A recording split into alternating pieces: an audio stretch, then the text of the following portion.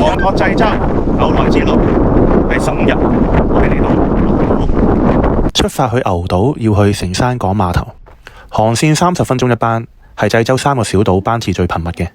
買票前先需要填寫乘船單，就嚟開船啦，要9衝上去。好彩時間啱啱好，我係最後一個乘客上船。上到船嘅1樓都係有大通鋪，等我上甲板睇下風景先。哇！上到去勁多海鷗，亦都勁多遊客喺度拎住啲蝦條餵海鷗。啲海鷗會張開翅膀，乘住風勢固定喺同一個位置，望落係幾過癮嘅。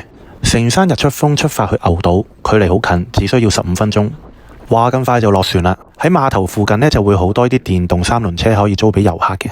不過我要徒步完成牛島，再加上租借3輪車係需要國際牌嘅，所以都係唔關我事嘅。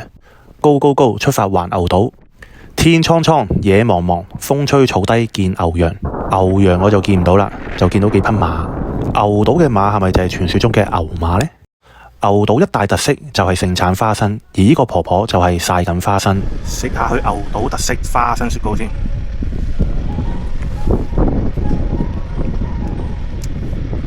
雪糕係正常嘅雪糕，有啲花生水咯。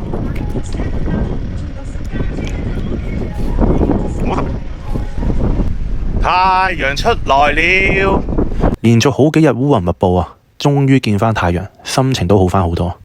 走過花花路，又走過芒草路，上到牛島嘅第一高峰牛島峰，遠眺漢拿山。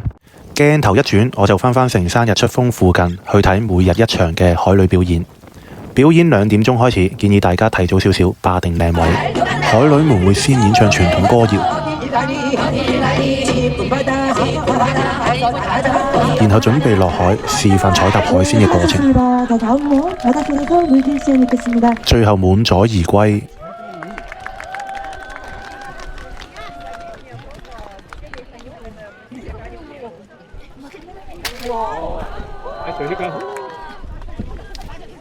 夜晚我都食咗餐海鮮鍋應下景。